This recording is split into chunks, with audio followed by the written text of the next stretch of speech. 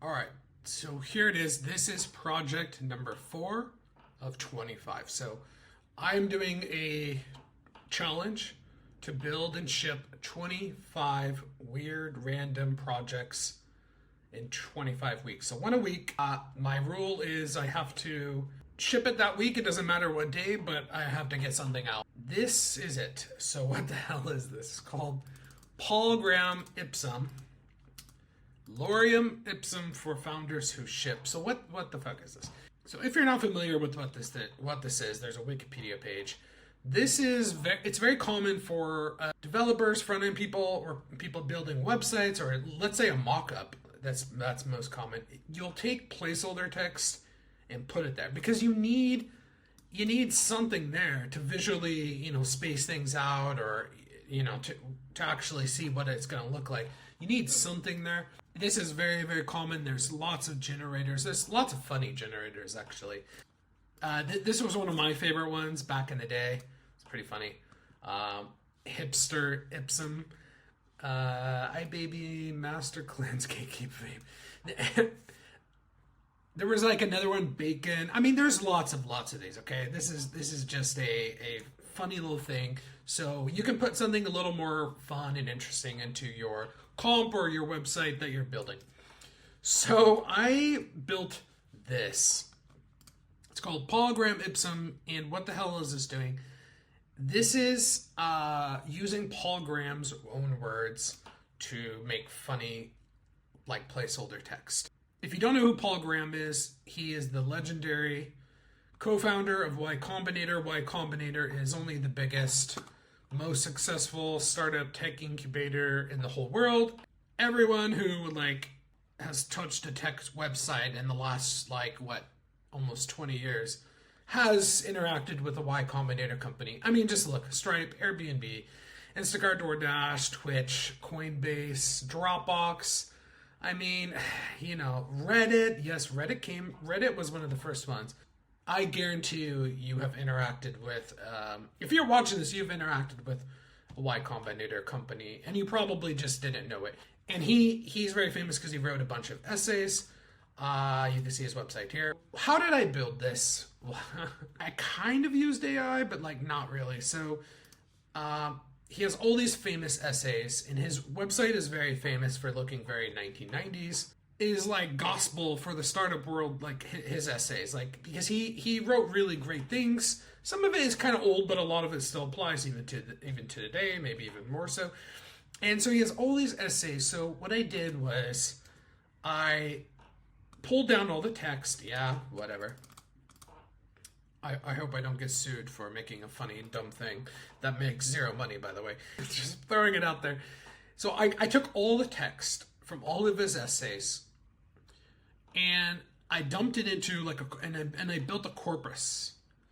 And basically I put it all into a corpus, and I use this Markov chains where it hashes over all of the text or the corpus to generate this. Really simple. It's not really using AI. And then you can generate, and the result is there's a lot of code that tries to get, the number of paragraphs, the length, if you want to, there was a lot of code to force it to pull out, healthy amount of text, healthy amount of paragraphs. There was a lot of code to do that, but this is the result, and it's actually pretty funny because if you read it, it actually does sound like him. Comforted ourselves by treating the whole school as directly proportionate to their own judgment to average it together with everyday sadness to produce pained expressions in the background. I mean, if you're really familiar with all of his essays, you can kind of hear his voice, which is kind of the goal. Oh, look, that's broken. Great.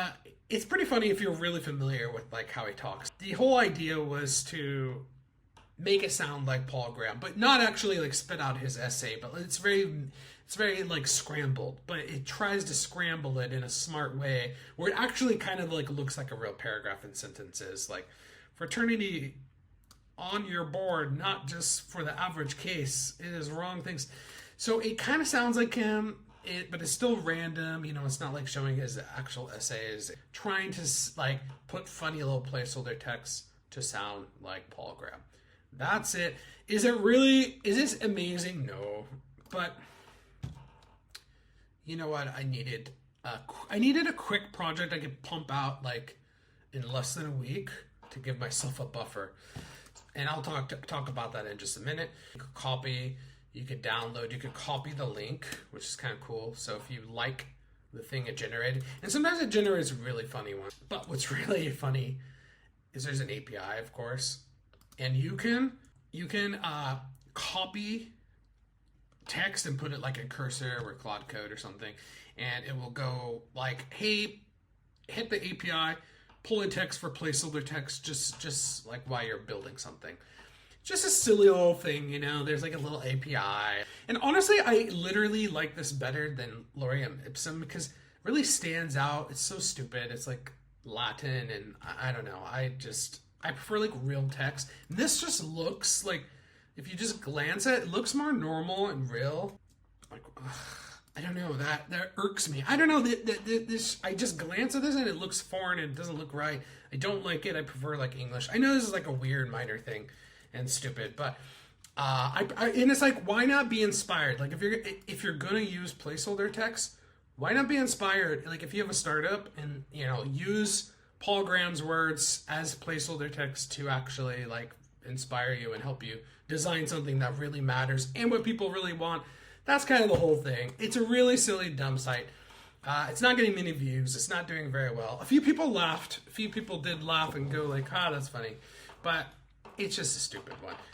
I'll say this. This is probably going to be the last kind of dumb one that I'm going to build, because the next week's is way more involved. It's way more useful. It's way more practical. Like, I built it because I really want this, but I'm actually going to use this when I have placeholder text, because the next two are done, because I need a buffer. I need 2 weeks to be able to, 2.5 weeks to crank out the next big one. And I promise that's going to be a massive one. And this is turning out so in 2 weeks from now, that one, it's turning out to be one of the hardest ones. It's one of the hardest things I've ever built. And it's taking so much work, and it's really pushing me to my limits. So stay tuned for that. I'm really, really, really excited. It's going to be a Christmas thing. That's all I'm going to say. It'll be for Christmas, for the holidays, and it will be really cool. Or at least I'm trying to make it really cool. That's it for today. On to my random story for today. So I actually tried to have like a real startup. Talked about this before in other videos, but I tried to do a biotech startup, and it was really hard what we were doing. We had core code from a big national laboratory in the US, and it was open source, but we were trying to have an agreement with them to get like some of the proprietary pieces of the code so we get integrated into a SaaS platform for people to biomanufacture molecules and chemicals. It's actually really cool. This really is the future. If you're not familiar with this is super fascinating stuff. You take a single cell organism like yeast, or take a bacteria, you change the genetic code and tweak it, and then you put it in a big vat, like kind of how we brew beer or wine or alcohol. And then what you do is you add sugar and you brew it, essentially. I mean, I'm really oversimplifying, but you essentially brew like this bacteria in a big tank, and out comes your chemical. It's pretty wild stuff. And we had software to try to help you identify the best changes you make genetically to that single cell organism, or maybe like a fungi or something, and go do it and then rapidly test to see if that's going to make the desired chemical that you want. It's pretty mind-boggling stuff. And this was right before ChatGPT came out and LLMs got big. And I was convinced that was the right path, is what we were doing mixed with like an LLM that could do more and then automate that first step. It's a very complicated, very time-consuming and expensive process to do this, because there's so many organisms you could use. There's so many, yeast, there's so many bacteria in the world, and it's really, really hard to know which will hold up, because by brewing and making a chemical, you're really tweaking the organism, and you don't want it to die, and you want it to make the mass amount of that chemical but survive, and it's really, really hard to get to that point. Very fascinating stuff. I think the technology we had did something, but maybe it was just like too hard for the team that we had. But it's really, really wild stuff. Like, for example, let me give you an example. There's I met a few people who are doing companies to make indigo dye. Indigo dye is like how you make like blue jeans, for example, how you dye things, and you have like fabric, and it looks like this. Like it's a raw material that we go and we put it into products. But this is a finite resource. It's cost a lot of money. Now it's synthetic. They are trying to biomanufacture it because it's just we can do it at scale at a crazy level. And so what they were doing is they have a bacteria, and it took them years to figure this out, and they brew it. It's the most wild stuff. So we were trying to do software to do that very first step in a really like expensive, complex process. We were hoping that we could build some software that would like speed up these companies by orders of magnitude. So I did try to do a startup. We did get a little bit of seed money from a few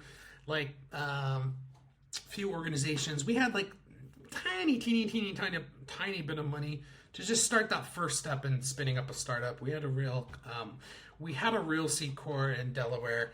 We started talking to VCs. We got pretty serious, but then the whole thing just collapsed because the founders, like, we all just weren't serious enough to do it. Really the future, and I believe strongly that we're going to just ramp this up over the next decade or decades, and a lot of chemicals, a lot of things will be made this way. I don't know what's happening in the space with all the LLMs, but there are some seriously cool companies with really bright people who are trying to unlock all of this and figure out how to do that process and bring down that feedback loop to like really smaller, faster cycles. That's why I am like really, really familiar with the startup world. I've tried to do my own startup. I've worked at tons of startups. So yeah, I like, to be clear, I'm not making fun of Paul Graham. I deeply, deeply like and respect Paul Graham. This is like supposed to just be a fun thing. So let me. I just want to be clear. I'm not making fun of him. I respect him deeply. This is like it comes from a place of endearment. That's all I got for today. See you next time.